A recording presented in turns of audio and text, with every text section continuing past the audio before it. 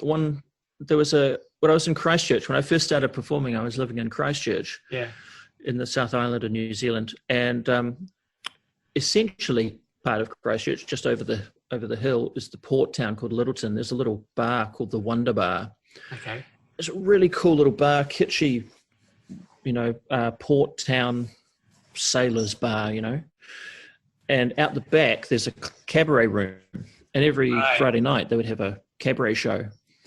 And there'd be like an Elvis impersonator and a drag queen and I don't know, one of everything. And there'd be a circus performer, and I'd do that a couple of times a month. And I remember doing, actually it wasn't one of those nights, it was my own gig. Oh no. and I was there doing it, and it was really quiet, and we were sort of looking at the clock, waiting. We thought like, might as well start. There's like 4 people here. Oh. So it's like, all right, we'll start. And then suddenly this big bunch of people showed up. It got really busy. It's like, yes, let's do it. Started doing the show, and halfway through my Diablo routine, 5 minutes in, someone just came in and rang a bell, like a handbell, and everybody left. Like the entire venue, because it was a pub crawl on a bus, and they're like, they drive out to this town to go to this pub, and they're there for 40 minutes, and then they go. And they left so fast that it took me 10 or 15 seconds to register that nobody was in the room anymore. It was just me on my own. So for, 20 seconds, I was doing my routine. I was doing jokes to nobody. Oh, that's a good one. I like that.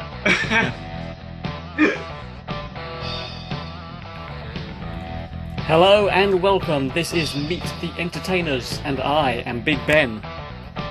This week I'm talking to the amazing Mr. Kim Potter, an amazing juggler, unicyclist, magician, and musician. But, am I being too hyper? Alright, let's just carry on. First, a word from our sponsors. I love juggling, and the best place to buy all things juggling related is oddballs.co.uk. That's oddballs.co.uk. I've been going to their shop since the 1980s, and now you can go there online too. The staff at Oddballs really know what they're talking about. Will the juggling axe, a fire torch, and the juggling club work while I balance on a roller bowler? Yes, says the staff at Oddballs, because they've actually tried it. True story. They also sell bubble equipment, yo-yos, lassos, stilts, Diablos, roller bowlers, and unicycles. The list goes on and on and on. So visit oddballs.co.uk right now and get yourself some juggling equipment. I did it back in 1988 and built a whole career out of it. The links and contact details for Oddballs are all in this episode's description. Alright, well, let's go and talk to Kim Potter, also known as Vinyl Burns. I remember, I don't know what year it was a few years ago. I'm at the Hong Kong Rugby Sevens, they call it the fan walk. So it's all the people are walking to and from the stadium, and they've got a few street performers and things happening, and games, players they walk past. And I go to the, I guess you call it the green room. And the first thing I see is a giraffe unicycle that I don't recognize. And I think I know all the people who have unicycles in Hong Kong. So I'm like, maybe there's somebody here who I haven't met before. And then I see this, I was so hot that day, and I was doing so many shows that it's all a bit of a blur. But I remember, for me too. I remember seeing quite a dapper looking man. And his name was Kim Potter. So, how are you doing? I'm Ben. And then I went from, I had to rush off and do my shows. So I had a massively bizarre schedule of it was one of the things where they'd organised it, and it wasn't an entertainer who'd organised the schedule for me anyway, because they hadn't given me any breaks. It was just it was more like a marathon. Anyway, enough about me.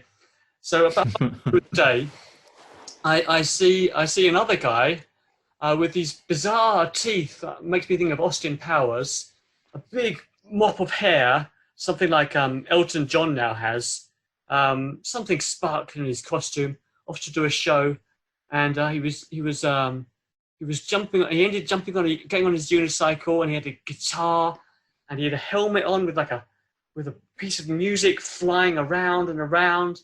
And in the show, the thing that made me roar with laughter is he's balancing a bottle on his head, and there was this reveal that blew me away because his hair fell off when his head went back, and you realise the whole show the guy had been wearing a toupee, and that was you. Well, that was you being Vinyl Burns.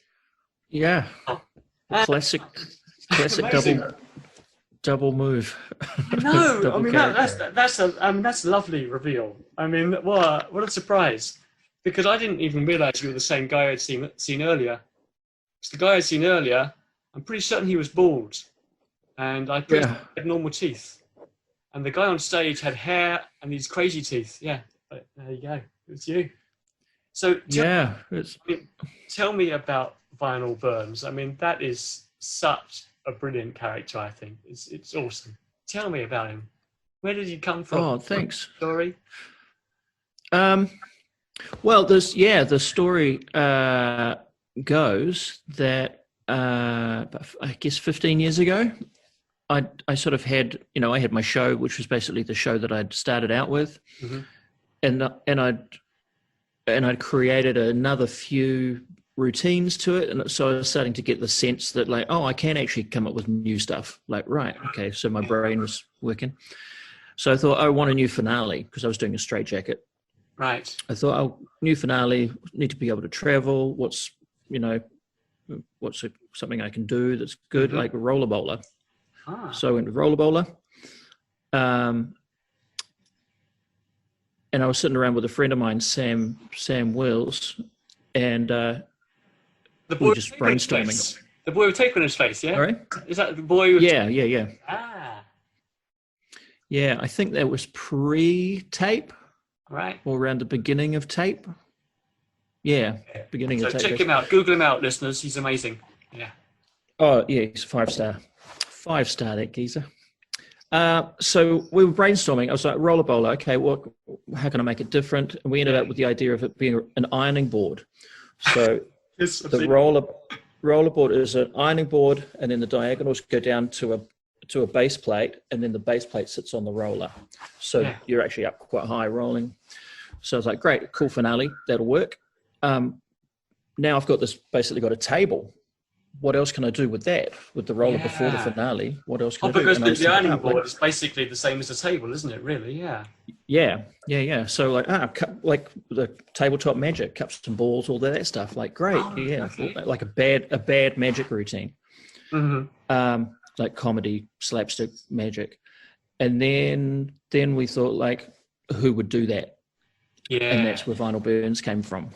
So he's not actually originally a musician. He's actually originally kind of a magician. Yeah, kind of burnt out Las Vegas, off the strip. Yeah. Maybe he was pretty good once. Yeah. I sort of, over the years, I've sort of built a backstory for him, just casually. I never really sit down and write and plan. I just sort of start talking and tell a story, and it's like, okay, that's part of his history now. Yeah.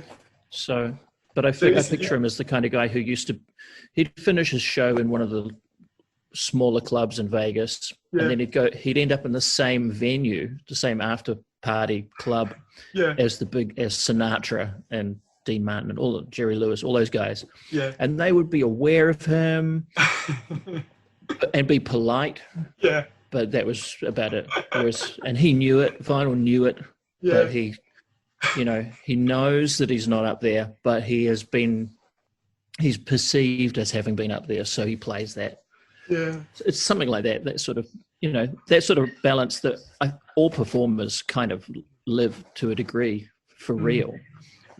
People who are non-performers think that it's just 5-star glamorous lifestyle, Yeah. and performers who are up there know what down here feels like. Yeah. Yeah. And yeah. a lot of those relative perceptions. So, Yeah. but unfortunately, we're on a podcast, which is going to be audio. But I'll post some photos of Vinyl Burns. But can you describe him? Because what an amazing image. What does he look like? Yeah. Well, I think Sam and I just sort of brainstormed the ingredients of what he would look like that night when we were just chatting. But I think like prosthetic teeth, big sort of goofy teeth with a. Like I have several sets, and some have the gold tooth and a bit of bling, and others are really manky. Yeah, really manky bad teeth. Yeah, that's what I remember. Yeah, and a toupee. And it's funny. Originally, I thought, he's got to have a toupee. Yeah. Big wig. And then I went and found out how much they cost, and I was like, I'm not spending that. No. So I did the first few years without one, and then I just found a dead man's toupee for $5 in a secondhand shop. I was like, "Oh, fantastic!" And when I got it, it was super close to my own hair color, so fantastic. It was almost believable. Yeah, but perfect for comedy because it was not quite believable. Yeah. It was as bad as it would be if Vinyl was a real dude. Yeah. But then over the years, I've gone grey, and working outdoors a lot, it's gone ginger.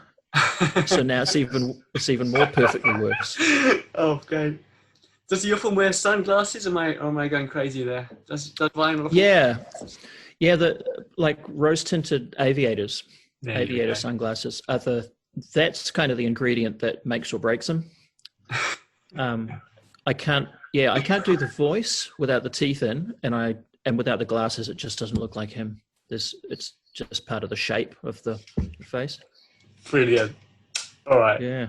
Let's talk about. It's interesting because I do a bit of radio every now and again as Vinyl, or at a festival for the promo. The radio wants us to come in and so I'll do it in character. But I'll just have to explain, look, I'm going to put these teeth in. It's going to be really weird for you guys, but it's not going to sound right. I'm just not going to be able to do it if I don't. I know exactly what you mean. I did a radio interview as a character, and I had to be in my full costume, even though they couldn't see it. Yeah, you have to. Yeah. Otherwise, it doesn't make sense in your own head. You're not him. Yeah. Mm-hmm. Right. Let's briefly talk about the online world of Vinyl Burns before we get into the shows, because it's fantastic. It builds up the whole kind of reality of the character. Because if you go online and look at Vinyl Burns websites, there's videos and there's blogs. There's Vinyl Burns swimming videos. There's an amazing photo page. There's you live DJing as Vinyl Burns. So I don't know what my question is here. I guess there's so much of it. If someone wanted to have a look, what bit of the online Vinyl Burns do you recommend they go and have a look at if they want to go and see it right now? Wow. Well, I guess the thing is, there's something for everybody. Yeah. It's I guess like I alluded to before, like I've always just treated him like, okay, if this guy was real, what would he have done? Yeah. So, okay, well, he worked in Vegas, so he would probably have played a bit of poker. He would probably get good enough to think that he was good enough to teach. So he would have put together a poker tutorial online. So I made it. And then I thought, well, he would hang out with musicians. He would probably think he was good enough to put out an album. So I wrote an album, recorded an album. So he's got an album and some music videos and like sex therapy kind of agony aunt sort of video series. And I've actually just finished writing, just before the lockdown here, I finished writing a hoax talk as a motivational speaker. Yes, I've just checked that out. Just full of double talk and nonsense. I've had a look. But that came out of another video series called Power Talk, which is all of those sort of Tony Robbins, inspirational, motivational speaker. Gary Vee. Those little one-liner sound bites. that just don't make any sense, but they weirdly sound powerful. Yeah. Yeah. So, but yeah, all of that stuff has just come from, just sitting around one day and going like, oh yeah, Vinyl Burns would do that. Like, and I'll go away and make his version of it. It's brilliant. You know what it reminds me of? I never saw Andy Kaufman. I'm too young. Tony Clifton. Yeah, Tony Clifton. I saw Man on the Moon done by Jim Carrey when he played Andy Kaufman. It reminds me of that. It's almost like the character has a life of his own. It's like Tony Clifton. Yeah, It reminds me of that. It's awesome. Yeah, because I saw Man on the Moon right soon after I'd started doing vinyl, and I think one of the first gigs I had, I was emceeing a big New Year's Eve event. Yeah. No, not emceeing. I was doing like three little 20-minute shows. Yeah. In between the big bands, the big local bands that everyone really wanted to see. Mm. So in between those, here's some clown doing something. That was where I was. So I did 3 slots as vinyl. Yeah. And first couple, I brought my A game. And the last slot, I figured like, well, they know me already. Like they've seen that it's good. Like they're kind of with me. Yeah. But by that stage, they were totally polarized. Half of them were families, really into it, totally up for it. And the other half just wanted to see the band because their mates were in it and they were not in the mood. Yeah. And because I'd just seen Man in the Moon, I had that Tony Clifton mindset going on. It's like, I'm just going to give them what I want to give them, like, and just push this crazy character that I know that half of these people don't want. Yeah. Just push it on them. And the families, the people who were into it could see that. Yeah. Or at least my perception of what was happening was that they were seeing what I was doing and loved it. Yeah. So I just turned the volume up on that and it just spiraled. And it was powerful, but I don't think it was wise. Like it was fine. The gig went well, but I could just see the look in some of these people's eyes. Like they did not want me on stage at all. But then the other half were so into it. So, oh my goodness. But that whole Man in the Mood sort of headspace, that Andy Kaufman attitude of playing with the whole dynamic of all the different people who want all the different things and just getting in there and fantastic. I mean, it's a balance, and it's sometimes, especially on a long gig, but on a short show, you've got to entertain the audience. But if you're doing a really long gig, or you're on for 3 or 4 sets, you've got to keep yourself happy as well sometimes. Yeah, it's sort of that, but it's almost like you have the space and the time to take them on the journey. Yeah. Like to introduce yourself and get them comfortable and familiar with you and then twist it up. That's a much better answer than what I said, yeah. My one's actually wrong. If you're an entertainer, you shouldn't do what you want to do. You should do what keeps the audience happy, yeah. Your answer was better than mine. Well, it's what you said is also true, I think, that like an audience can tell the difference. Well, not consciously, but when a performer is really having a good time, it totally comes across, Yeah, that's true. That's true. If you're faking it, you can tell. But if you're generally having a good time, that's a bonus. Yeah, that works well. Yes. Yeah. I talk about me having a good time again. I want to say again, I just loved the reveal of the hair, the toupee coming off when you balance the bottle on your head. How did you come up with that? I mean, you're a very funny guy, and you obviously got a brilliant sense. But where did that one come from? Oh, I couldn't tell you the moment, but I do. Yeah, I think it was just one of those things that slowly crept in. So I'm sure. Go and have a look. Find a video, because Vinyl Burns is totally oblivious that his hair's fallen off, and the audience is howling with laughter. It's great. Yeah. Well, sometimes he's oblivious. Because I'm not trained. formally trained in any of this stuff. Yeah. And so, but I'm pretty sure I'm breaking a whole lot of rules about the kind of character you are and how aware the character is and the fourth wall and all of that. Because with that toupee thing, it varies from show to show sometimes, but also even within the consistency of the way I normally do it. Yeah.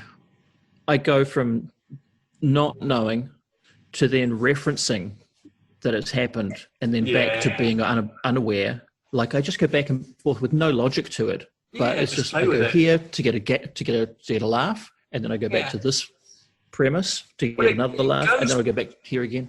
Yeah, but it goes back to that thing that audiences, if you're doing a character, is that the audience know, of course, if they think about it, that it's a character.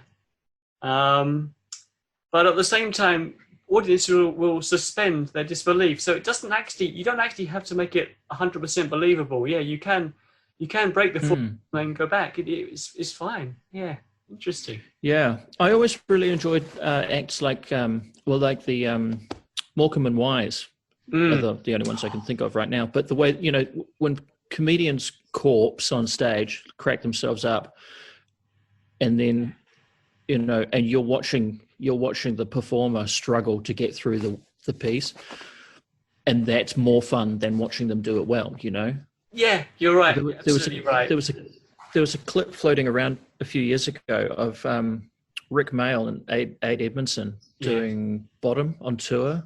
Okay. Where one of them messes up a line and the other one just drills in on it, giving the performer a hard time. And they do 15 minutes of just messing with each other in front of the audience, just playing the game of how much you screwed it up. Oh, it's lovely. Yeah, it's lovely. Yeah, it's awesome. Not only is it really visually funny, the toupee coming off, the lines you say are great as well. I mean, what do you say? It's something like, if anything goes wrong up here, I'm not covered. And you've got nothing going on up there because your hair's fallen off. It's brilliant. It's really good. Yeah, thanks. Yeah, I do like the way that whole routine in particular is one of the few bits of my work that I've just really it's just ended up in a nice place where it feels nice when it goes right, because just like I was saying, going back and forth in and out of the premise that I'm the character, and now I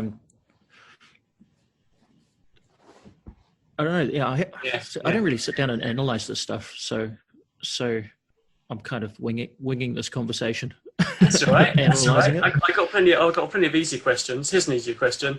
Tell me about your amazing giraffe unicycle act. Tell me, if someone's listening, how do you describe what you do? Oh, well, the finale is I'm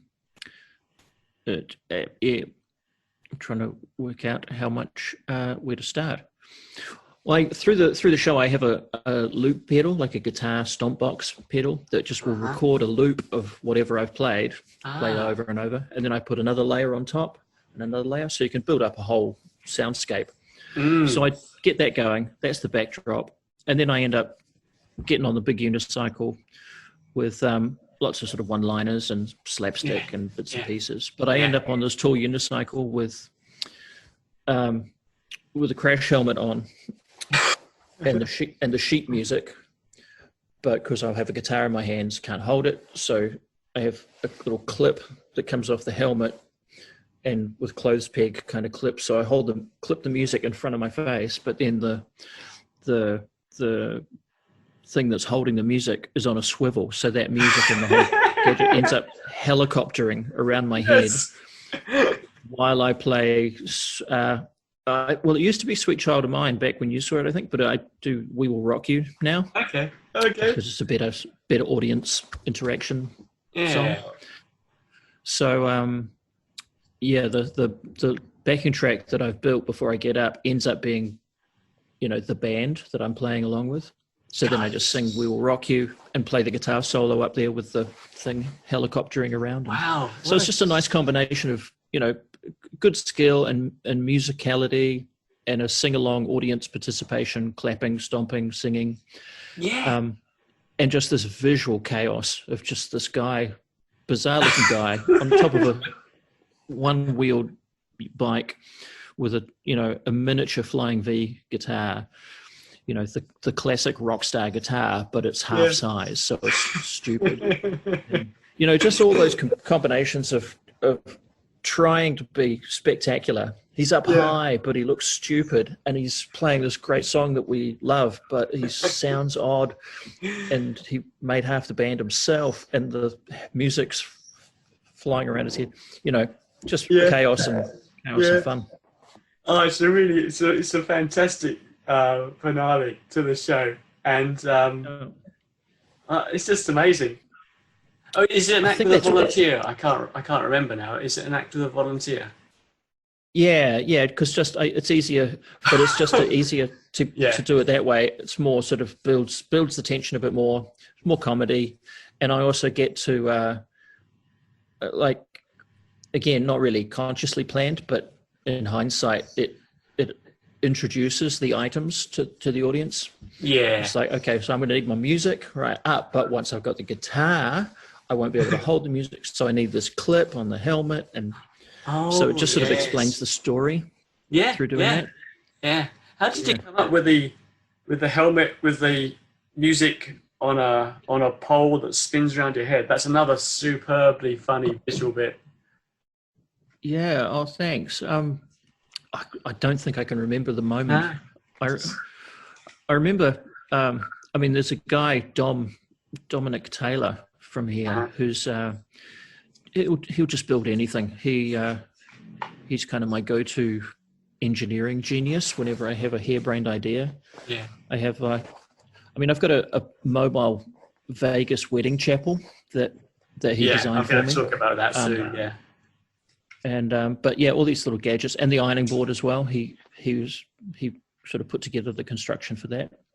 So it's brilliant to have someone to help you build stuff. Yeah, that's great. Yeah. This is a question I can't remember. I think I wrote this question when I met you in 2018 or whenever it was.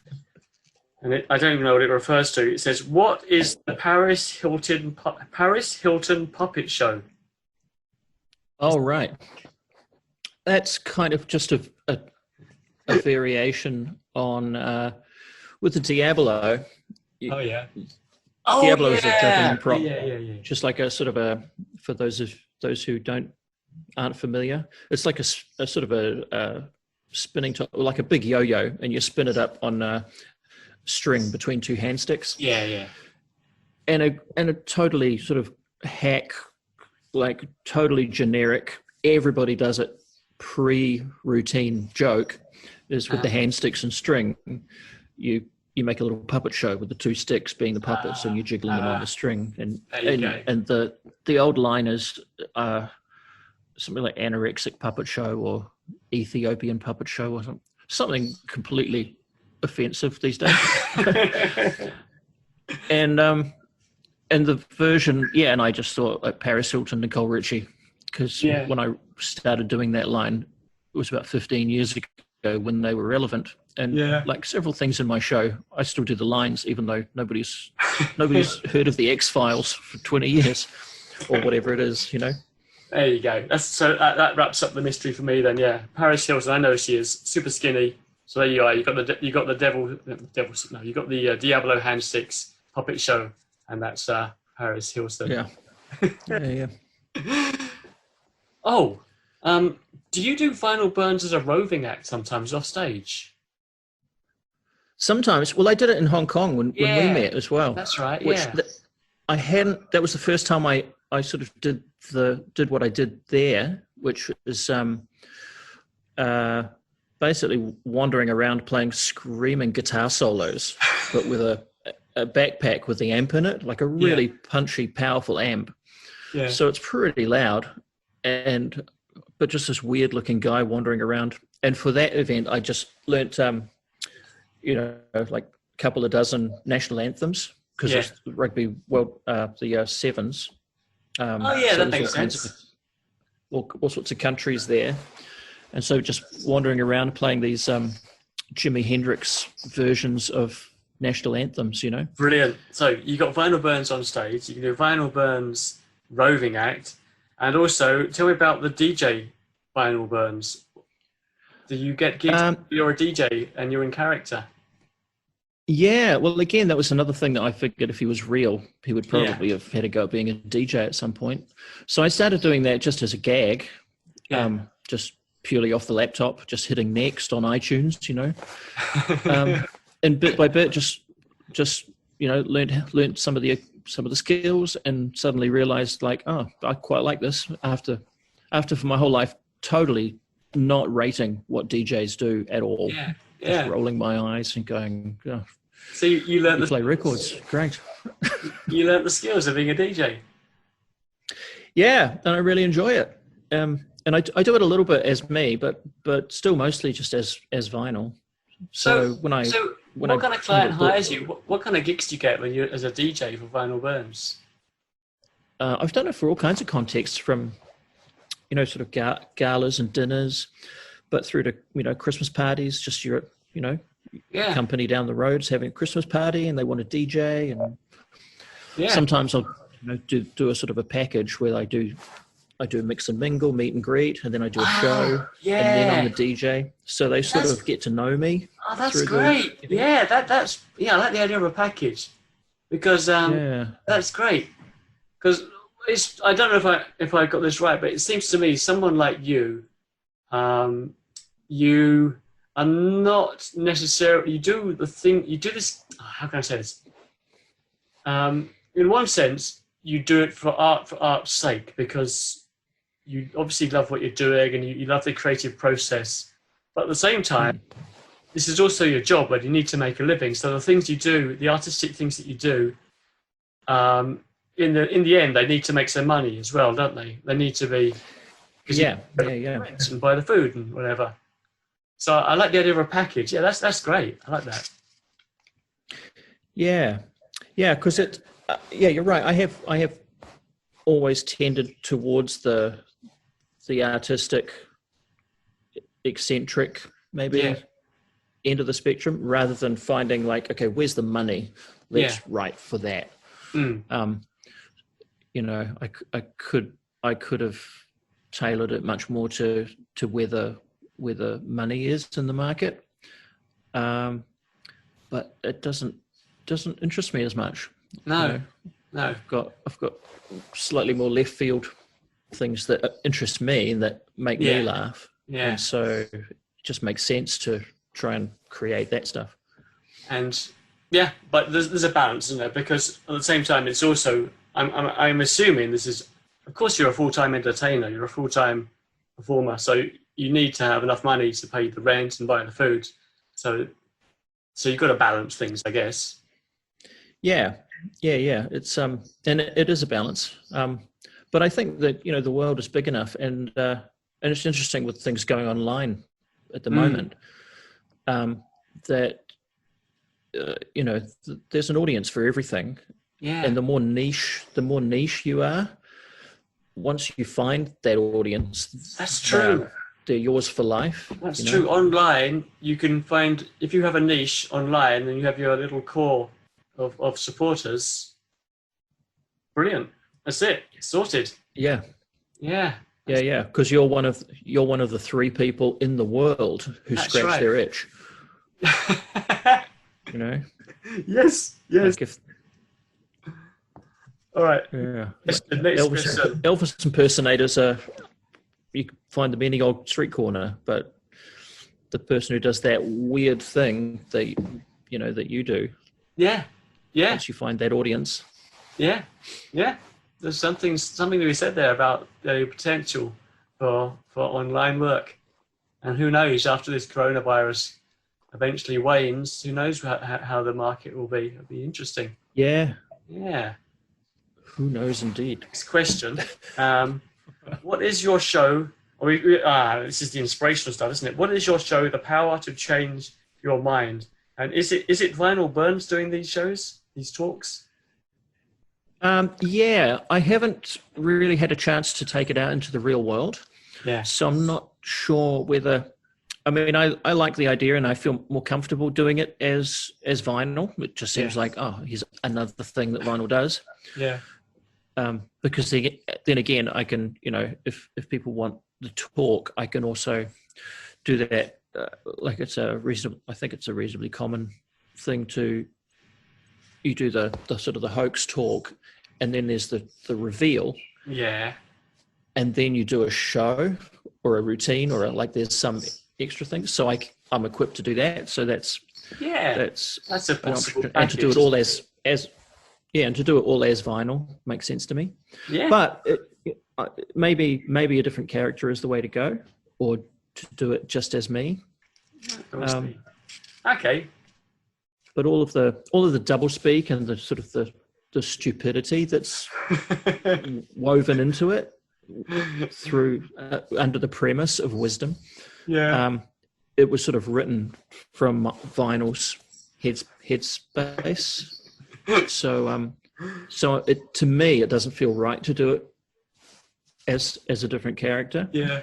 But the outside eyes are going to be able to tell that better than me. I think it looks great as Vinyl Burns doing an inspirational talk. Vinyl Burns, his second career as an inspirational speaker. Yeah, well, I've only got another 30 or 40 years of being able to jump on a big unicycle, so I've got to have something to fall back on after that. That's true, actually. Yeah, you got to. If you're doing a career long time, you want to change as your body changes. Yeah, go for it.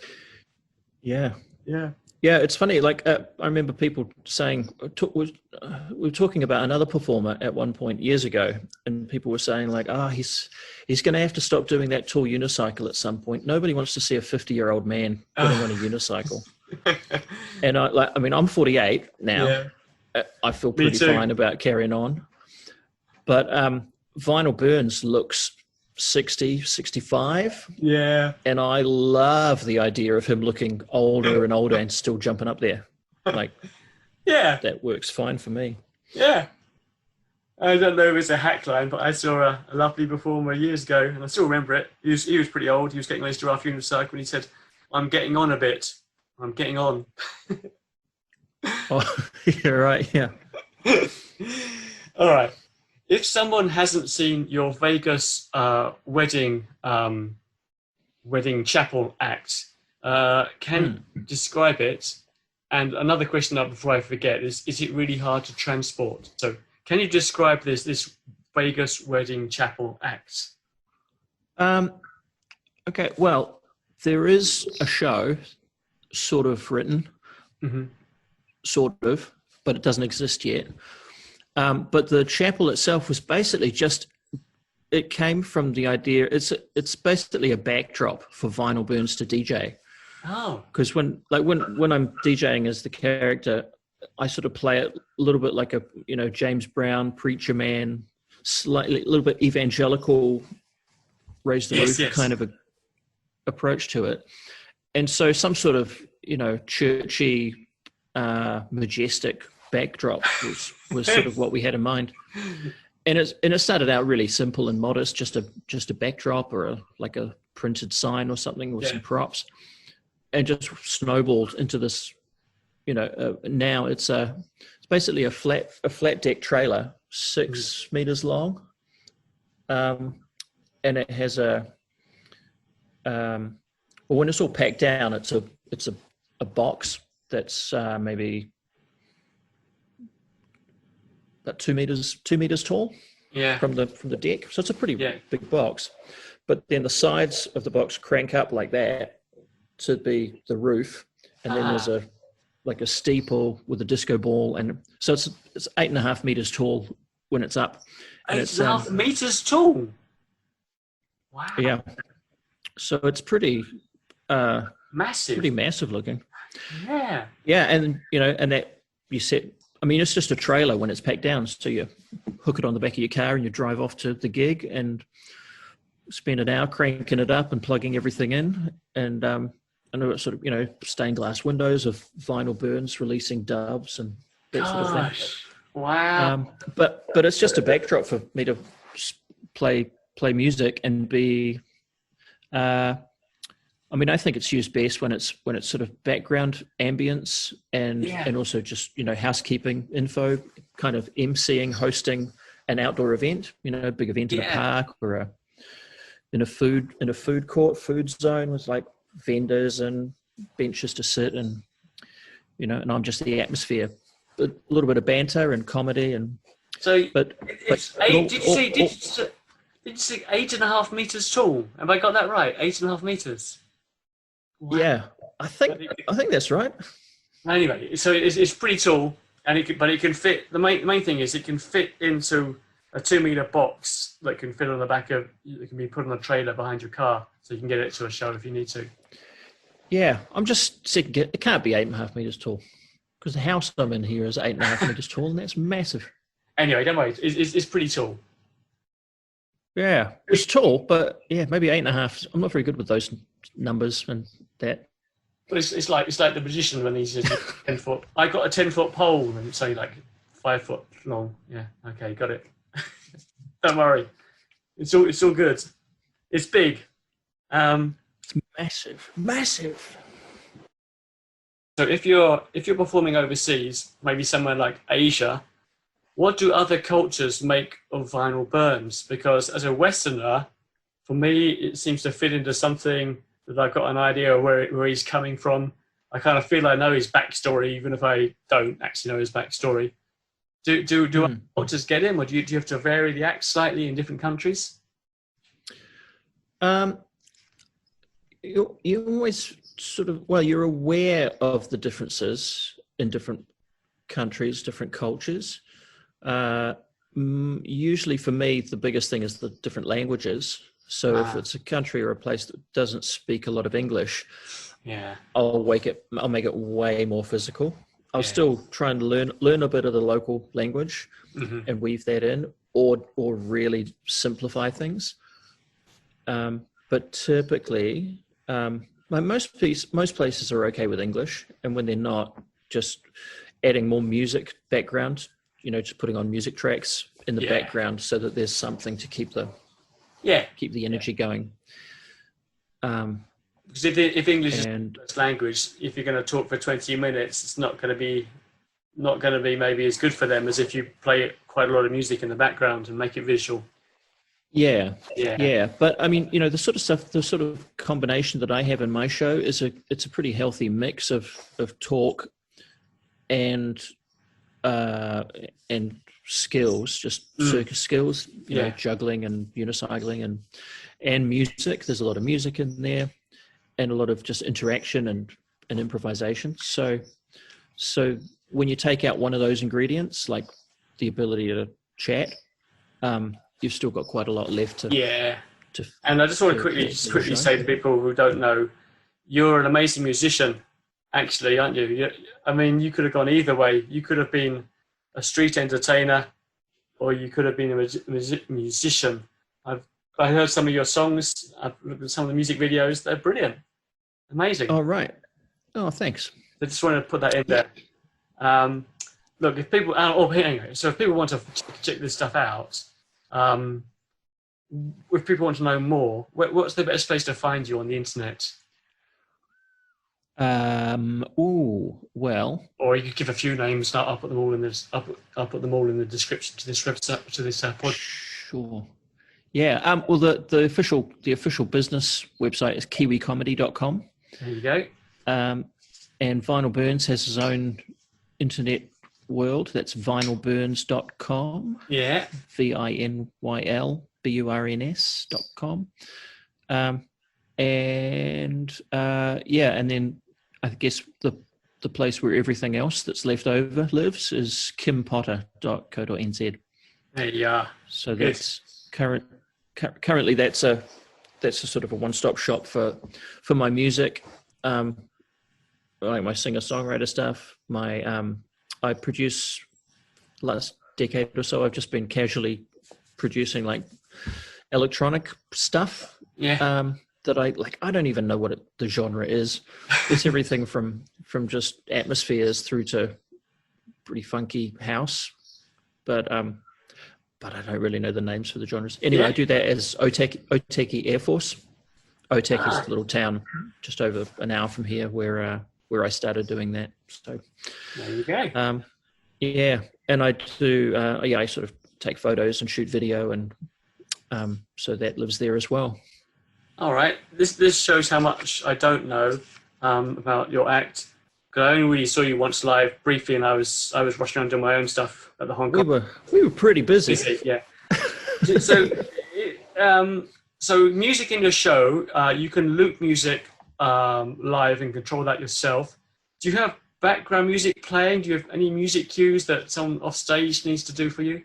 The way I've evolved to working these days is because I have the loop pedal with which I play the guitar stuff through. Yeah. That also has the ability you can just store MP3s on it. Yeah. So you just tap through to the right number and you just hit the pedal. It's like hitting play on a MP3 player. Yeah. So it's almost just like the you've got your own control on stage. Yeah. So I just stomp it with my foot, and it's the best compromise. Like I've tried those sort of the remote triggers for MP3 players, and trying to communicate to a sound technician, exactly the moment that I need it to happen. I know these problems. Yeah. Like the technology is amazing these days, but for me, I've just found that this is the simplest, most reliable. Like it's kind of thuggish. It's really brutal, and there's no subtlety to it. It's just like, to make the music play, you stomp on that box. There you go. I like that. And it just works. All right, here we go. Last few bits and bobs. How do you make or get all your wonderful promotional videos? There's some really lovely videos of Vinyl Burns. Are you a techie guy? Yeah, well, right before... in 2000, 2000. I'd been performing a few years, and I thought, this is good. But I don't think I would have sat down and gone, I probably should be smart and get a proper job or do, study something good. I don't think I would have thought about it that way. Yeah. But I did a multimedia course for a year. Just, a little bit of, it was mostly just learning the software. There was no creative training or artistic element to it. It was just like, this is this program and this is how it works. And this is this program and this is how it works. So I sort of got familiar with all the software, for like Premiere and Photoshop and all of that stuff, how to make pictures basically. Yeah. So, and then as soon as I finished that, I got my first gig overseas and didn't look back. But it just set me up really well to be, to have the skills to build the websites and edit the videos and touch up the photos and, I always which is the problem is that you have to get someone else sometimes to video you though, don't you? Because you can't always just put a camera on a tripod and stand in front of it. You need someone to video you sometimes. Yeah, that's always been the thing. Although these days, you still need that. But for a lot of the stuff, like recently, the last 3 or 4 years, I've been using a 360 camera. And so I have like a telescopic, selfie stick, basically. Yes. And I just, right before coronavirus arrived, I got a crazy long one. Yeah. It's 8.5 meters long, but we know that I don't know how long that is. So it's 3 times the size of your house. Okay. Yeah. Anyway, and so this 360 camera goes on that. I have a slot on the side of my flight case, my show box. Yeah. So it stands there with this 360 cam up there, and I just hit record, do my show, and then it looks like a drone shot Wow. because like a 360 camera. Like, you know, when you take, do you know what a 360 camera is? No. I mean, I think For the people at home. I think I've seen the 360 video, but tell me, let's pretend that I really know absolutely nothing at all, which I probably do. What is a 360? Well, if you imagine, like on your phone, if you can take a panorama shot. Yeah. You just click go and you go left to right and you get a nice panorama of, 180 degrees. It's that, but it's 360 degrees. So it's everything. Yeah. And it's video. Yeah. So it is filming everything that's in sight of it. That's amazing, isn't it? It's like the best possible wide-angle lens. The best possible wide-angle lens. You got everything.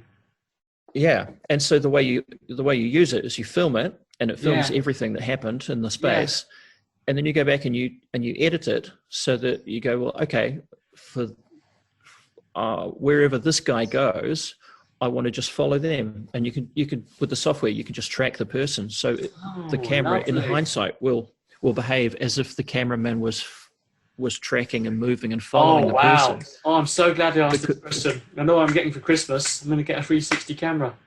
Yeah, it's fun because I mean, to get top-notch quality out of it, the top quality ones are crazy expensive. Yeah. But for making Instagram online stuff, you don't need the highest quality. I mean, I've just grabbed a lot of just mostly stills. See, this is why I do the podcast. I always learn something I had no idea about. Nothing, because I am an addict of videoing my shows. So yeah, I'd like to try a 360 video camera. That'd be great. Yeah, I like. Yeah, it's fun. Kim, really, really good to meet up. And thank you for. Yeah, well, only took us 5 years to. Yeah, something like that. Get the schedule together. Yeah, that's not bad actually. I've got people I've been tasting for 10 years, so 5 years isn't too bad. Right. Oh well. I'm waiting for a second. Oh, alrighty. So yes, that is Kim Potter, aka Vinyl Burns. A really, really talented guy. If you ever get the chance to see him live, then go and see him. And well, I always like to end on a high. So coming up is a couple of bonus items. I got a really great. Well, let's call it one of my best times ever performing by Kim Potter. Great little story, and also this podcast is being recorded during the ongoing, seemingly never-ending coronavirus pandemic, and so as another extra little bonus. Whoa! So many bonuses. For those of you who have listened all the way to the end of the episode, thank you very much. As an extra little bonus, I've got Kim Potter's, what he's been doing, keeping busy whilst there have been no live performances. He's been online on Twitch live, so there's a really good idea for entertainers. In particular, entertainers who fancy themselves as a bit of a DJ. So there's a really good idea for entertainers who really want to be performing but are stuck at home in lockdown. Go on Twitch, so stay tuned for that little tip. As normal, to keep the costs down, not every single episode is available on this podcast at any one time. But if you go to my website, thebigbenshow.com/podcasts, you will find links to copies of every single episode, all 100 plus. Well, basically, just links to YouTube videos because YouTube is free. But anyway, okay, best story ever, performing from Vinyl Burns, and a tip of how to keep busy if you're an entertainer during lockdown by going on Twitch and performing live. Take it away, Kim. There were one of the really great moments that I remember was there is a show that happens every year in Wellington, New Zealand. It's called the World of Wearable Art. 2 or 3 week long run of shows, like 4,500 people a show. Wow. Massive production, just everything from, as well as it being a catwalk show, it's just surrounded with live music, live bands, the symphony orchestra, the Royal New Zealand Ballet, bodybuilders, aerialists, stunt people, pyrotechnics, digital VR, everything is in it. And I worked that gig for nearly a decade, doing pre-show, sort of mix and mingle as people are arriving, and then the last 30 minutes, because it takes an hour and a half to get everybody in, because they're all little old ladies who this is the biggest night of their year, Yeah. And they've been drinking since dawn because it's the big day in the city. So it's a wild time. And we get them in, and maybe the last 30 minutes before showtime, we all come into the auditorium, and now we're working the arena, working the audience as they're seated. And there's me and another guy, Fergus Aitken from here. And we would basically pick a side, and we would start working this little group, and then bigger group, and then this whole block, and get them all on our side and get them cheering for us. We do a little thing, and then thing, hey, it would build and build, and he'd be doing the same until we started noticing each other, and our audiences started noticing their audiences, and it became a big back and forth of like, we could be better than them. Yeah. And then it would be different every night, but we'd get to a point where one of us would conduct a full 360 Mexican wave. And we'd be the winner. But just that moment of just having 4,000 people just hanging on your, just the tiniest little moment. Yeah. Sometimes this is the best job in the world. Sometimes it's the worst, but sometimes it's like, sometimes it's like, wow, if I'd known I'd have a chance to do this when I was like 6 or 7 or 8 years old, I wouldn't have believed it. Yeah, amazing. Amazing. I know, what a crazy year. I might add in a little bit about the coronavirus. I try to keep these podcasts sort of timeless, but it might be worth adding a little bit. I mean, what have you been doing these past few months? Live streaming a lot. Yeah. First month or two, there were a lot of, well, not a lot, but there were a couple of the 24-hour street performer festivals. Right. Like a sort of a telethon, marathon kind of a thing. So I hosted a couple of hours of each of those. It's a bit weird. But apart from that, I've been DJing live, as you know. That's how we got in contact this time, because I get into an office about 11 a.m. Hong Kong time. And New Zealand, are you in New Zealand right now? Yeah. Because that place is so far ahead of the rest of the world. You're 4 hours ahead of us. So you're on your live. I switch on my computer right. at Hong Kong time, and there you are DJing. So I always press the mic, and it's a nice way for me to start my day. There you are.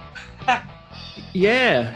Well, it's funny because Twitch is really the platform where I do most of it, and I don't know do you know Twitch at all?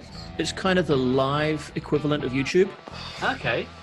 So same sort of scale platform, and originally a video gaming kind of platform, but now they've opened it up to whatever. But they've got a whole bunch, like a whole culture and buzzwords and jargon and different hierarchies. So I've just reached affiliate. Ooh, whatever that good. Sounds good. Well, it means you can do whatever you like. I have no idea what that means. It means you can monetize. Ooh, so, nice. I mean, that's just the beginning of another really slow climb to actually it being actual proper money. It's pretty easy, and people do easily subscribe to your channel, which in Twitch terms means that they're actually paying you a monthly kind of sub. So it doesn't take too many, you get 50 people paying you $5 a month, and it starts to feel like, that's kind of yeah. something, It's better than nothing, isn't it? with the, I mean, depending on how this whole virus thing pans out, whether we're in, well, however long the virus lasts, and then whether the whole culture has changed Yeah. permanently, Yeah. so that doing stuff online is a whole bunch more viable, and we're all equipped for it now. Yeah. Who And knows? audiences are used to it. So maybe that's a new direction that it's with. I mean, I'm at the moment, because I've got nothing else to do, Yeah. Yeah. I'm kind of investing in that and just trying to build that momentum and knowledge and tech Well, and we I wouldn't have love got it. into. I really enjoy it. Yeah, you enjoy it, and we wouldn't have got into contact if I hadn't been clicking on your online DJing every morning. It's like, oh, there he is. Yeah. And it looks awesome. It looks really cool what you put up there. I mean, yeah, to have a look at Twitch, there's interesting stuff happening there. There's a bit Yeah. of everything going on, and like that's where some of the 24-hour festival was hosted on Twitch. That's kind of was my first exposure to it, and Right. it's just way more interactive and real time than any of the other platforms. So Well, I'm going to give you a big clap. I think it's brilliant.